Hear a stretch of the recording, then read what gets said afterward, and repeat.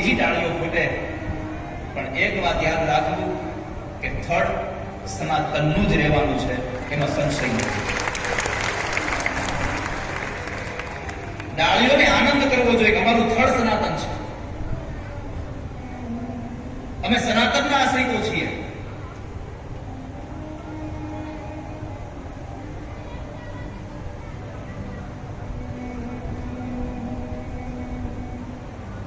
અને સનાતન એટલો બધો કાચો નથી કે તૂટી જાય.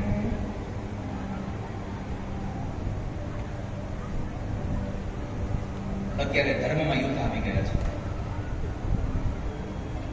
મને તો એ જ ન સમજાય કે ગાદી માટે આટલું બધું લડવું જ તમારે, તો પછી સાધુ થયા જ તમે.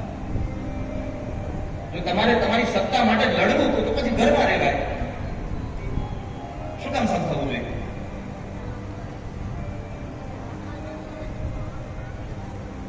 સાધુ થવાનો અર્થ છે સંસારની વાસનાનો અંત લાવ્યો.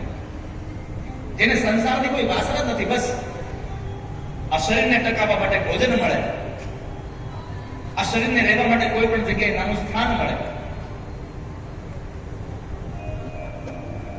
અને બાકીનો બધો સમય પરમાત્માના ભજન માટે આપણને મળે, એના માટે આપણે સાધુ થયા છે.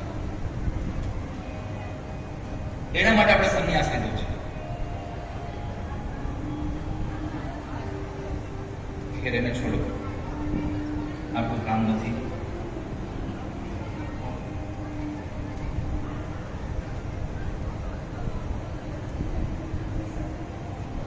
અર્જુન પાસે જાય છે.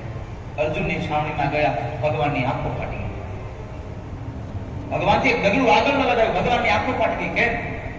જમણા હાથનો તકિયો કરીને અર્જુન ઘસઘસાટ ઊંઘે છે.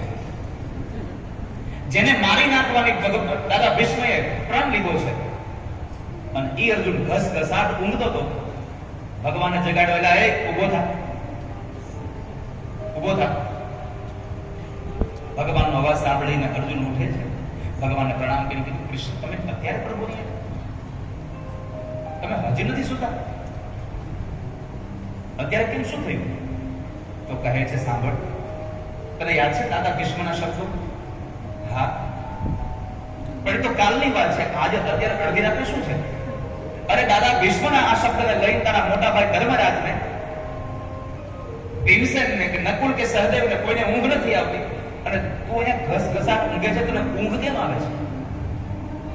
વાલા ભક્તજનો, અર્જુનનો જવાબ સાંભળજો. ભગવાને પૂછ્યું કે તને આ ઊંઘ કેમ આવે છે? કોઈને ઊંઘ નથી આવતી, અને તું આટલો ઘસઘસાટ ઊંઘે છે કેમ? અત્યારે અર્જુન બોલ્યા કે પ્રભુ, મારી ચિંતા કરનારો કૃષ્ણ હજી જાગે છે ને, એટલા માટે મને ઊંઘ આવે. અરે કૃષ્ણ, મારી ચિંતા કરતો કૃષ્ણ હજી જાગે છે. પણ તમને કહું કે કૃષ્ણ શું કામ ચિંતા કરતા હતા? એનું એકમાત્ર કારણ હતું કે અર્જુન સુતા હોય ને તો એના રૂવાડામાંથી અવાજ આવતો હતો, કૃષ્ણ કૃષ્ણ કૃષ્ણ. જેના મુખમાં સતત ભગવાનનું નામ હોય ને, એની ચિંતા ઠાકોરજી પોતે કરતા. માટે પરમાત્માનું ચિંતન કરશો, ક્યારે ચિંતા ન કરશો. તમારી ચિંતા તમારા કાર્યનું પરિણામ બદલાવવાની તાકાત નહીં ધરાવતું, પણ પ્રભુનું ચિંતન કરો, તમારા કાર્યનું પરિણામ બધું બદલાવી નાખશો. ચિત્ત તુષિતને ચિંતા ધરે, કૃષ્ણને કરવું હોય તે. તું શા માટે ચિંતા કરે છે? એને જે કરવું છે તે કરશે. ભગવાને આંખો બંધ કરી દીધી. દૂધ માંગ્યું, માં મને દૂધ આપો. હવે અહીંયા આખી ઘટના વિપરીત બની.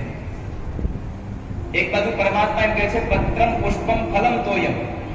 પિતાજીમાં કૃષ્ણ બોલ્યા છે કે મારો ભક્ત મને જે આપવા ચાહે એને હું સ્વીકારું છું. તો અહીંયા માની ઈચ્છા હતી કે મારે કનૈયાને માખણ આપવું છે, તો પરમાત્માએ માખણ સ્વીકારવું પડે નહોતું, પણ ભગવાને ઉઠીને કીધું મને દૂધ આપો. કેમ? તો કહે છે કે પુરુષાર્થથી ઉત્પન્ન કરેલું, પરિશ્રમથી ઉત્પન્ન કર્યું, એના કરતા વધારે મહિમા જે ભાવથી પ્રગટ થઈ ગયું છે એનો છે. માને એટલો બધો ભાવ હતો, પોતાની છાતીમાંથી દૂધ નીકળતું હતું. માં આ પ્રેમથી જે નીકળી ગયું છે ને આપવા, એ દૂધ મને આપી દે. અને પછી ભગવાનને પોતાના ખોળામાં લઈ અને માં યશોદા ભગવાનને પૈપાન કરાવતા હતા. એ સમયે ભગવાને કસોટી કરી. ભગવાને માં જેવી માન નથી મૂકી કસોટીમાં, અને પરમાત્માની કસોટી અનહદ કરી. ખુદા તારી કસોટીની પ્રથા સારી નથી હોતી, જે હોય છે સારા એની દશા સારી નથી. પણ જેને કસોટીમાં પણ જેને પોતાનો પગ પાછો નથી ફેર્યો, એને આજે આટલી મોટી આ વ્યાસપીઠ ગામડે ગામડે જેને યાદ કરે છે, એ નરસૈયાને યાદ કર્યા છે, એ મીરાબાઈને યાદ કર્યા છે, એ તુકારામને યાદ કર્યા છે, એ શેઠ સગારસને યાદ કર્યા છે, કે જેને પોતાના દીકરાઓને પણ ખાંડીને ખવડાવવામાં પાછો પગ નથી કર્યો, એવા ચંગાવતી નારીને આ કથાઓ યાદ કરે છે. પરમાત્માએ કસોટી કરી કે લાવ જોવા દે, માને મારામાં જ પ્રેમ છે કે સંસારની વસ્તુમાં પ્રેમ છે. એટલે ભગવાને જે ચૂલા પર દૂધ હતું ને એમાં ઉભરો લઈ આવ્યા. માની નજર પડી, ભગવાન નીચે મૂક્યા, અને પછી ભગવાનને ક્રોધ આવ્યો, મારા કરતા દૂધ વાળું છે, અને ભગવાનને માટલી ફોડ નાખી. પછી માં યશોદા લાકડી લઈ અને ભગવાનને પકડવા દોડે, પણ પરમાત્મા પકડાતા નથી. અહીંયા બીજો ઉપદેશ આપશો માટે આ સંદેશ છે ભગવાનની કથાનો. હાથમાં લાકડી લઈ યશોદા દોડ્યા, ત્યાં સુધી કૃષ્ણ હાથમાં ના આવ્યા. લાકડી ફેંકી દઈ અને ઓસઈના પર બેસી ગયા, હાથમાં આંસુ આવી ગયા, અને કૃષ્ણ પોતે પોતાના માના ખોળા મારી બેસી ગયા. કે જ્યાં સુધી આ યશોદા રૂપી જીવાત્મા, આ જીવાત્માના હાથમાં અભિમાન રૂપી લાકડી છે, ત્યાં સુધી પ્રેમ રૂપી કૃષ્ણ તમારા હાથમાં નહીં પકડાય. અભિમાનને છોડી દો, કૃષ્ણ આપવા તમારા ખોળા મારી બેસી જશે. જેને અભિમાન મળ્યા છે એને ક્યારે પ્રેમ નથી મળ્યો. બીજી એક શાસ્ત્રની દ્રષ્ટિએ ભગવાન આગળ દોડતા હતા અને મા એની પાછળ દોડતા હતા. માની નજર ભગવાનની પીઠમાં હતી, અને જ્યાં સુધી આપણી નજર પીઠમાં છે ત્યાં સુધી ભગવાન નહીં મળે. કેમ તો કહે છે કે ભગવાનની પીઠમાંથી અધર્મ પ્રગટ થયો છે. જેની દ્રષ્ટિ અધર્મ તરફ હોય છે એને પરમાત્મા મળતા નથી. અંતે પરમાત્મા માના હાથ